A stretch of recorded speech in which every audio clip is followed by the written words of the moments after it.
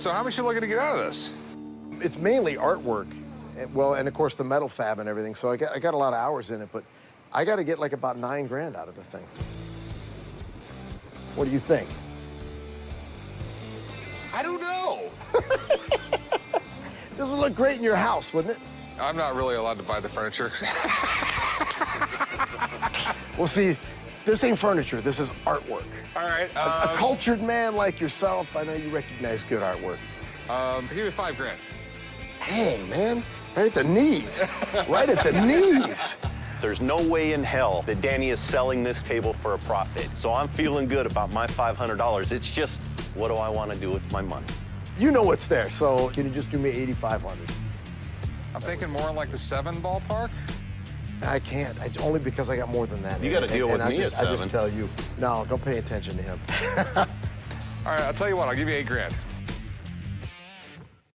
You're beautiful, man. Besides a few modern touches like air conditioning, she's restored like the day she rolled off the production line. We stayed away from compatible parts, almost stock parts, and fancy schmancy 3D printer parts. Richard Sr. and I got no time for that. She's got a 413 Chrysler under the hood and TorqueFlite transmission and all new chrome. And of course, we found the original taillight lenses to replace the old burnt up ones to complement the awesome black and chrome exterior. The interior is black and white tuxedo-style upholstery, old school classy, as it should be, just like the man who'll be sitting in the driver's seat. Take a good look at this baby. All this chrome, all this trim. It's got more chrome than most Peterbilt trucks. I know. I know. You see how straight the body came out? All the door gaps. Look at that interior, boss. Black with the white inserts. The only one with a square steering wheel. I know, man. That steering wheel is crazy. She's beautiful. Back in the day when this thing was new, I couldn't afford one. They cost as much or more than a Rolls Royce did back then.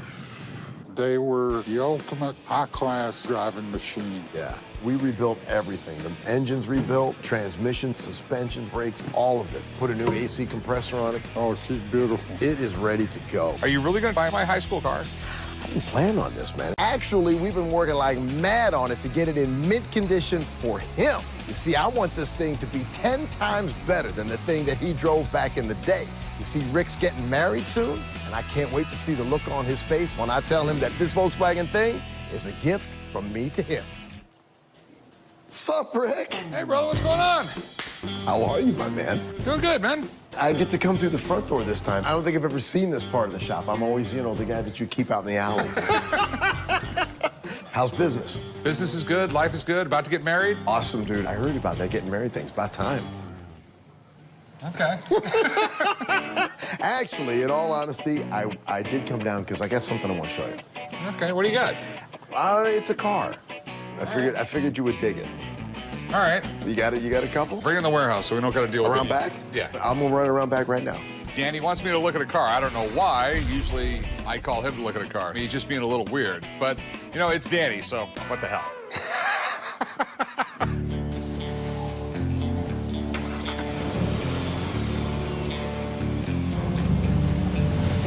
Oh, my God. Earlier, I got a call from a guy selling a classic Mustang. So Corey and I are on our way to go check it out. So this is it, huh? This is it. A 68 Mustang Fastback GT. This is what we're here for? Yes, we're definitely here for this. This is the coolest car ever made, possibly. This is the car that Steve McQueen used to drive. It's not the actual car Steve McQueen drove. One exactly identical to what he had. In Bullitt, he had a 68 Mustang GT Fastback. Right. This is the quintessential muscle car. It's 1968, the movie Bullitt comes out. It was the greatest car chase scene in the history of all movies, and they had no special effects or anything like that. This is it. Steve McQueen was one of the biggest movie stars of the 60s and the 70s. I'm a huge fan, and it's not just me. There's a ton of diehard McQueen fans out there that I could sell this to. This car is so badass, I know that when Chum sees her, he ain't gonna want to sell her. You ready for this Lincoln, bro? Are you ready for Years ago. Don't be doing that. Don't be doing that to me, man. I can tell you this, though. I'm thrilled. It's bad, bro. It's so classy, man. It's so classy, Chum. You're gonna love it, man. You're gonna love it. I'm excited to see it. I think it's gorgeous. Let's roll this 63 out and show this man his beautiful Lincoln. Rolling!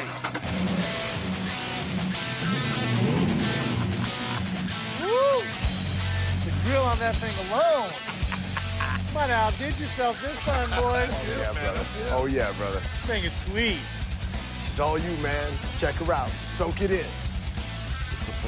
Nice, man. Chumlee, my brother, what's going on in your head?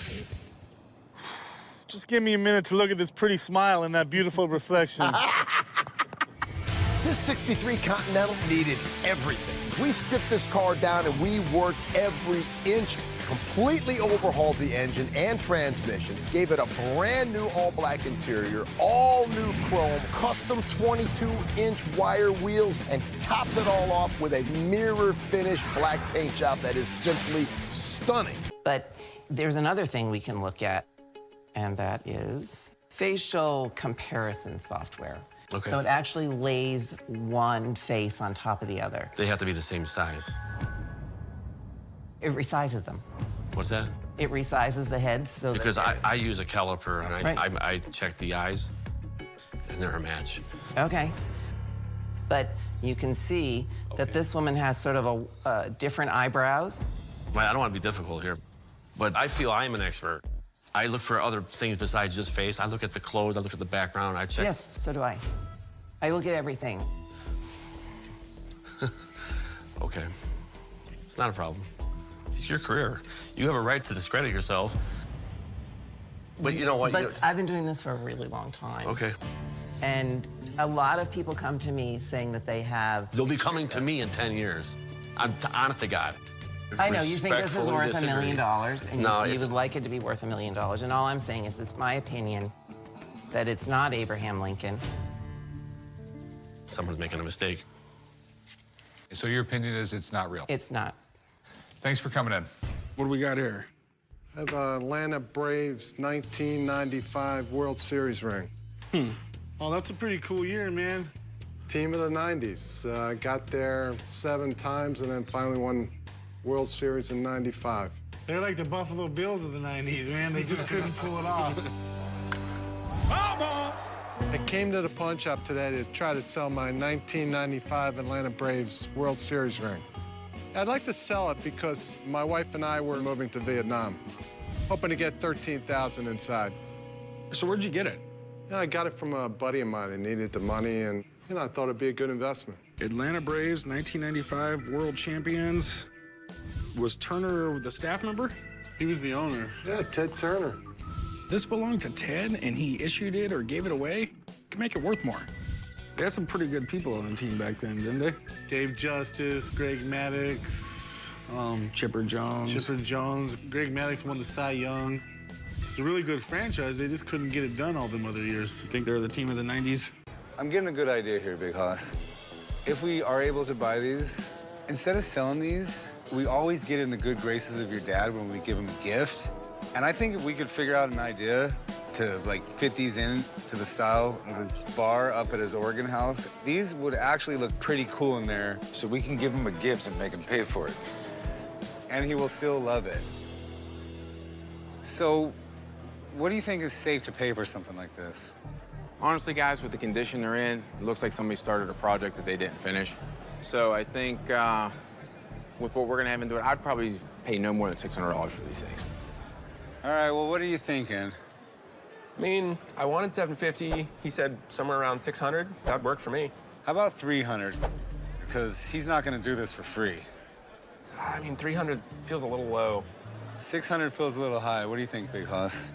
And I don't think you have a place to sell them, so I think $400 would be great. Yeah, I think I can make 400 work. It's been a mystery for 30 years. How's it going? What's up, chum? What's happening? Check this out. Know how much you like rock music? I love rock music. Yeah, the Rolling Stones, the original members.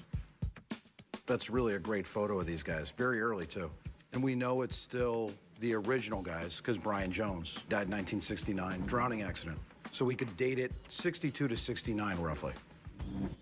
The Rolling Stones are kind of like top of the mountain. You've got the Beatles, and no one can touch the Beatles. But the Rolling Stones are right there in terms of popularity. Rolling Stones memorabilia goes through the roof. Anytime it's genuine, it's instant gold. Rick, tell me about your concerns. Well, first off, are they real? And if they are real, how bad is that tape all over? Of course. The tape does affect the value, though, because you're altering the piece. Okay. I mean, if the signatures are real, and if they check out okay, there's not too many surviving pieces from that period of the Rolling Stones. It's a pretty rare piece. Okay, so do your magic. You know, Rick, this isn't really magic, it's science. Whatever, just do it. All right, Rick, what I'm gonna do is I'm gonna use the Pro Scope on this. It lets me kind of go in here and figure out if these signatures are live, first and foremost. The letter's got the serial number 134637, and we have 134637. I'd be asking 19,000 today, and the least I would take is 12,000. This is a real 1892 Winchester. All right. I don't see a lot wrong with it other than it's in fairly rough condition, to be kind. Is the provenance enough for you? Rick, the provenance is good, but it's not 100%. If it went to 100%, you'd be talking big money. So, what do you think? What I'm looking at here is a gamble. Listen, Al Capone's pistol just sold at auction for $100,000, okay? And I will tell you the provenance was not quite as good as this, but the reason it's a big gamble is because standalone, the rifle's worth $1,000, $1,500. Let me just take this away for a moment, okay? If you are into the gamble, the risk and reward, in other words, if you buy this story, you have potential for a lot of reward, because if it checks out and the provenance improves, for example, maybe you get lucky enough and find Cap Hatfield, you know, posing with the gun, it could be worth 20, 30,000. Even though it's beat up, I'm still interested because it's an unusual and cool old gun. Jemison, how you doing, buddy? How's it going, Corey? Always good. Rick? How's things? What do you got today? An old 4-barrel pistol by some dude named Clark. Well, that's about sums it up. The guys usually call me down here for antique weapons. Everything from World War II prior to that, pretty much, is what I do. I've been in the antique gun business for about 16 years, and I can tell you that you do not see many of these come up. And it is by R. Clark. You know, Clark was in business with his son from 1790 to 1820. And because it doesn't say R. Clark and Son, I suspect it means it was probably done before his son was in the business. And right around that time period, the English guns were the best in the world, right? That's correct. And I would say it dates somewhere to 1785 to 1790. You know, during the 17th, 18th centuries, everybody wanted some kind of weapon, you know, to defend themselves with, and they wanted something that would be ready to shoot if they got robbed. So the barrels would have been loaded prior to putting onto the gun so that they would be actually ready to shoot. 4-barrel flintlocks are very rare. At the time, it was the top type of gun that was made. Gave you a backup if you missed the first one and hopefully keep you from being robbed. Hey, Bronco! Wow! It is the O.J. Bronco. Are you kidding me? I've never seen anything quite like this. This is it. Well, it's not the O.J. Bronco, it's his buddy's Bronco, right? That's right. It's the Bronco O.J. was in the back seat of. It's sort of weird because O.J. and his friend, what was his name? AC. They both had identical Broncos, but this is the one everyone knows. This is one everyone saw on television, the infamous car chase. And O.J.'s actually got destroyed, right? Correct. Yeah, so O.J. now lives in the state of Nevada. Yeah, I don't think that's by choice. Yeah. I own the white Ford Bronco. The murders were June 12th. O.J. was supposed to turn himself in on the morning of the 17th. He didn't. And that's the Bronco that everybody can remember seeing driving up the 405 freeway. I've been offered $500,000 for the Bronco. I turned it down. So here it is. I would like to be able to sell the Bronco and then take that money and give it to my children. So how did you get this thing? At the time of the Bronco chase, I was O.J.'s agent. Amazing. There's some people that were going to sell the Bronco to a company called, I think it's Graveline Tours, and they were going to go up and down the freeway, go by the murder site, and I just thought that'd be classless, especially since the trial hadn't started yet. So I got it from AC, and have kept it pretty much hidden for the last 22 years. 3 or 4 things in the past, like 30 years, everyone remembers. Everyone remembers where they were at when the Challenger crashed. Everyone remembers where they were at on 9/11. And everyone remembers what they were doing when they saw the O.J. chase. Exactly. And people my age remember when President Kennedy was assassinated, which oddly enough, that vehicle is the second most viewed vehicle in history behind the Bronco. That is crazy. So this is like an early 90s Bronco, right? Yeah, 92. Low mileage. How many miles on it? About 36,000. So is that the same license plate that was on it when? Oh, yeah. Yeah, in fact, if you pull up photos, you'll see AC sitting here, and then this license plate, in fact, same frame holder. Okay.